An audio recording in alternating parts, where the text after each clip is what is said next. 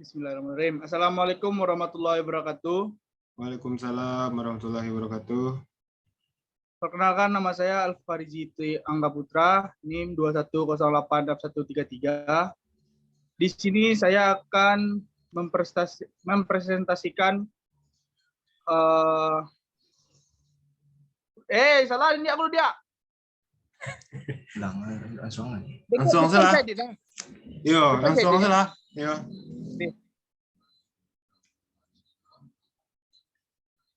Assalamualaikum warahmatullahi wabarakatuh. Waalaikumsalam.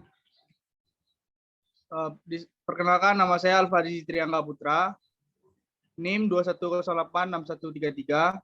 Di sini saya dengan kelompok saya akan mempresentasikan sistem reparasi dan adaptasinya terhadap latihan. Yang pertama akan dijelaskan oleh Ahmad Farhan. Kepada Ahmad Farhan, dipersilakan. Baiklah, terima kasih moderator. Perkenalkan, nama saya Ahmad Farhan, NIM 21086130. Di sini saya akan membacakan materi dari kelompok 2. Yang pertama, fisiologi sistem respirasi. Udara dapat masuk deh. Jamin suaranya. Video kau buka TikTok. Ulang lihat. Langsung saya kok. Ulang lihat. Ulang lihat deh. Terkira. Bismillahirrahmanirrahim. Assalamualaikum warahmatullahi wabarakatuh. Assalamualaikum warahmatullahi. Perkenalkan, nama saya Alfarizi Angga Putra. Di sini saya akan mempresentasikan sistem reparasi dan adaptasi terhadap latihan dengan yang dijelaskan oleh Ahmad Farhan. Kepada Ahmad Farhan, silakan. Baiklah, terima kasih moderator. Perkenalkan, nama saya Ahmad Farhan, NIM 21086130. Di sini saya akan membacakan materi dari kelompok 2. Yang pertama, fisiologi sistem respirasi. Udara dapat masuk ke paru-paru melalui kegiatan otot tertentu. Otot-otot ini menambah ukuran dada setiap melakukan pernafasan. Pada pernafasan yang normal dan tenang. Inspirasi adalah proses aktif yang melibatkan kontraksi diafragma dan otot-otot interkontalis eksterna. Sebaliknya, ekspirasi merupakan proses pasif yang melibatkan recoiling elastis paru-paru dan sangkar toraks. Yang kedua, hidung. Hidung adalah gerbang utama mengeluarkan masuk udara setiap kali Anda bernafas. Dinding dalam hidung ditumbuhi oleh rambut-rambut halus yang berfungsi menyaring kotoran dari udara yang Anda hirup. Yang kedua, sinus. Sinus adalah rongga udara di tulang tenggorokan. Rongga ini terletak di masing-masing kedua sisi hidung dekat tulang pipi. Yang ketiga, adenoid. Adenoid adalah jaringan kelenjar getah bening yang ada di tenggorokan. Di dalam adenoid ini terdapat simpul sel dan pembuluh darah penghubung yang membawa cairan ke seluruh tubuh. Yang keempat, tonsil. Tonsil nama lain dari amandel. Amandel itu adalah kelenjar getah bening yang berada di dinding faring. Yang kelima, faring. Faring adalah tabung di belakang mulut dan rongga hidung yang menghubungkan ke saluran pernapasan lain. Yang keenam, epiglotis. Epiglotis adalah lipatan tulang rawan berbentuk daun yang terletak di belakang lidah.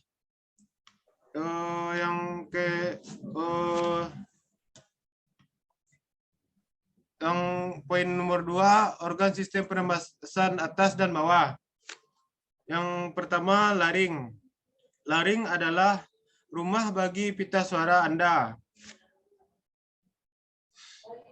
Letaknya di tempat di bawah persimpangan saluran faring yang memelah menjadi trakea dan kerongkongan. Yang kedua, trakea. Trakea adalah bagian terpadu dari jalur nafas yang memiliki fungsi vital untuk menyalurkan udara dari dan menuju paru-paru untuk pernafasan. Yang ketiga, tulang rusuk. Tulang rusuk adalah tulang yang menopang rongga dada dan melindungi organ dada seperti jantung dan paru-paru. Yang keempat, paru-paru. Paru-paru adalah sepasang organ yang terletak di di dalam tulang rusuk. Yang kelima, pleura. Pleura ini adalah pleura. Paru-paru dilapisi oleh selaput tipis yang disebut pleura. Lapisan pleura bertindak sebagai pelumas dan yang memungkinkan paru-paru untuk mengembang dan mengempis dengan lancar setiap kali bernafas. Yang keenam, bronkiolus. Bronkiolus adalah cabang dari bronkus yang berfungsi menyalurkan udara dari bronkus ke alveolus. Yang ketujuh, alveolus. Alveolus adalah kantung-kantung kecil dalam paru yang terletak di ujung bronkiolus. Yang ke-8, tabung bronkial. Pada tabung bronkial, paru-paru ada silia berupa rambut-rambut kecil yang bergerak seperti gelombang. Yang ke-9, diafragma. Diafragma adalah dinding otot yang kuat yang memisahkan rongga dari rongga perut. Sekian pembaca materi dari saya. Kembali ke moderator.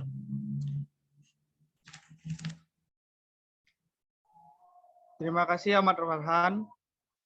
Untuk pembaca selanjutnya kita persilakan kepada Triswana. Waktu dan tempat, silakan. Terima kasih moderator. 2. Kapasitas vital paru. Kapasitas vital paru-paru adalah volume udara yang dapat masuk dan keluar dari paru-paru ketika manusia bernapas, atau bisa juga volume udara paru-paru adalah udara yang dapat ditampung oleh organ paru-paru saat proses pernapasan berlangsung. Pada orang dewasa, organ paru-paru memiliki kapasitas rata-rata sebanyak 3-5 liter. Kapasitas vital paru-paru penting untuk diukur melalui tes diagnostik bernama spirometri agar dapat menguji fungsi organ tersebut. Sementara itu, beberapa contoh pengukuran spirometri adalah kapasitas vital paksa dan volume ekspirasi paksa. Kapasitas vital paru adalah jumlah volume udara yang dapat dikeluarkan secara maksimum dari paru setelah pertama kali inhalasi secara maksimal yang dapat dilanjutkan dengan ekspirasi maksimum. Sederhananya, kapasitas vital paru-paru adalah volume udara yang dapat masuk dan keluar dari paru-paru ketika manusia bernapas. Kapasitas vital juga menunjukkan kemampuan tubuh untuk bernapas secara dalam dan batuk. Selain itu, kapasitas vital juga mewakili bagaimana kekuatan otot paru-paru bekerja saat proses inspirasi dan ekspirasi terjadi pada tubuh manusia.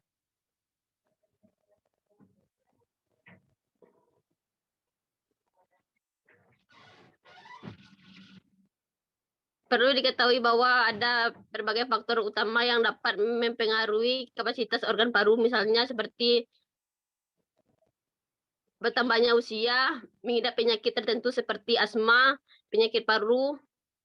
Selain itu, beberapa faktor lain juga dapat mempengaruhi kapasitas paru-paru, mulai dari kelainan bentuk dinding dada, kebiasaan merokok, sering terpapar polusi, hingga kurangnya aktivitas fisik. 1. Kapasitas inspirasi, volume maksimal udara yang dapat diinspirasi setelah selesainya suatu siklus nafas tenang. 2. Kapasitas sisa fungsional, volume udara yang tersisa di paru pada akhir siklus nafas tenang. 3. Kapasitas vital, volume udara yang dapat diinspirasi maksimal dan diekspirasi maksimal pada satu siklus nafas. 4. Kapasitas paru total, volume paru total yang dihitung dari jumlah kapasitas vital dan volume sisa. 3. Ventilasi paru dan pertukaran gas dalam paru. Pernapasan atau ventilasi adalah proses penggerakan udara masuk dan keluar dari paru-paru untuk memfasilitasi pertukaran gas dan dengan lingkungan internal tubuh, terutama dengan memasukkan oksigen dan membuang karbon dioksida. Proses ventilasi, inspirasi, dan ekspirasi terjadi secara sekuensial yang melalui sistem saluran udara yang sama, didukung oleh aliran darah searah yang melalui pembuluh darah paru, sehingga darah dari ventrikel kanan yang berisi kanan dari berbagai jaringan tubuh melalui arteri paru dapat dilakukan reoksigenasi.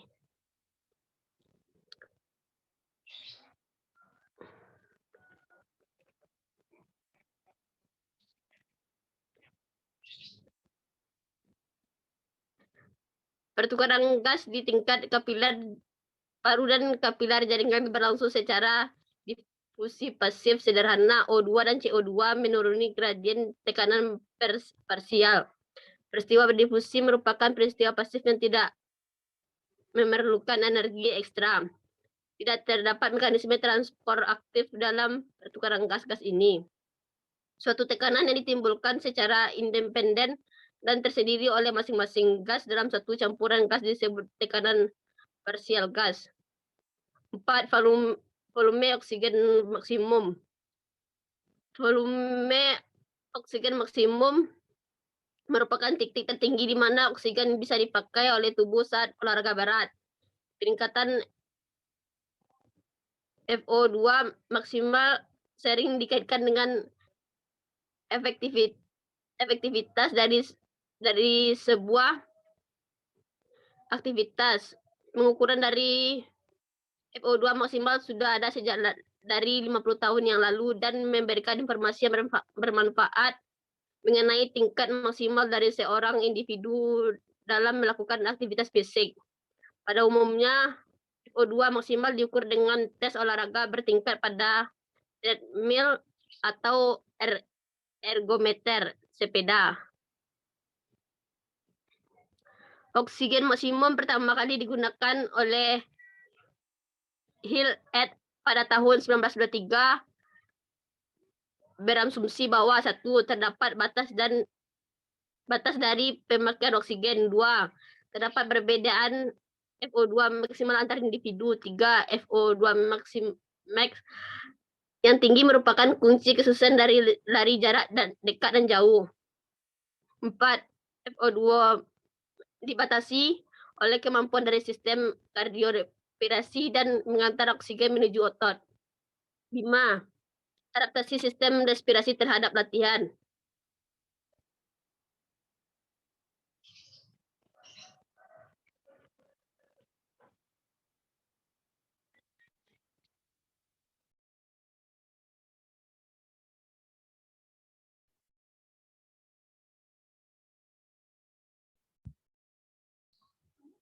Baik, terima kasih ke Triswana. Selanjutnya saya sendiri akan melanjutkan tentang materi selanjutnya, yaitu 5. Adaptasi sistem respirasi terhadap latihan. Manusia dapat bertahan hidup berminggu-minggu tanpa makan, beberapa hari tanpa minum, namun tanpa bernapas, manusia hanya akan dapat bertahan beberapa menit saja. Bernapas adalah proses pengambilan oksigen dan pengeluaran karbon dioksida dengan kempisnya paru-paru, sehingga proses metabolisme dalam tubuh kita dapat berjalan dengan baik. Tubuh kita mempunyai daya pertahanan untuk menjaga agar paru dan saluran napas kita dapat berfungsi dengan baik. Mekanisme ini kita sebut sebagai mekanisme pertahanan paru-paru yang terdiri dari bentuk anatomis saluran napas berupa saluran napas yang berbelok-belok, refleks batuk, upaya paru untuk mengeluarkan apa saja yang ada masuk ke dalam partikel yang mencapai permukaan alveoli. Bila mekanisme pertahanan paru ini baik, maka bahan yang bersifat infeksi dapat dikeluarkan, dan bila mekanisme ini tidak berjalan dengan baik, maka dapat terjadi infeksi paru berulang. Di samping peran paru dan saluran napas, juga sangat penting peran rongga dada dan otot-otot yang menyeliputi. Otot pernapasan adalah otot yang menambah ukuran rongga dada, terdiri dari diafragma. Diafragma, otot yang menyekati rongga dada dan rongga perut. Otot di antara tulang iga, otot tertentu di leher. Latihan yang dikerjakan terutama untuk otot dan paru, maka akan berubah-ubah pada kedua alat tersebut. Latihan olahraga yang biasa kita kerjakan ada kalanya terutama bersifat aerobik, anaerobik. Keduanya memiliki sistem energi yang berbeda-beda. Aerobik dan aerobik sangat erat kaitan dengan ventilasi sistem pernapasan. Latihan menurut pendapat Fogg 1993 perbandingan 693 bahwa latihan adalah suatu program latihan fisik untuk mengembangkan seorang atlet dalam menghadapi pertandingan penting. Peningkatan kemampuan, keterampilan, dan kapasitas energi diperhatikan sama. Banyak pendapat yang ditemukan oleh beberapa ahli tentang definisi tentang latihan. Inti dari keseluruhan adalah kerja fisik yang sistematis dan teratur dengan latihan yang terprogram. Latihan fisik sebaiknya dilakukan sesuai kemampuan tubuh dalam menanggapi tekanan yang diberikan. Bila tubuh diberi beban latihan yang terlalu ringan, maka akan terjadi proses adaptasi. Demikian juga bila diberikan beban yang terlalu berat. Tubuh akan mampu mentolerir, akan menyebabkan terjadinya proses homeostasis pada sistem tubuh dan dapat mengakibatkan kerusakan pada jaringan. Sekian, terima kasih. Maka berakhir pula presentasi kita pada hari ini. Jika ada kesalahan, mohon dimaafkan. Assalamualaikum warahmatullahi wabarakatuh. Waalaikumsalam warahmatullahi wabarakatuh.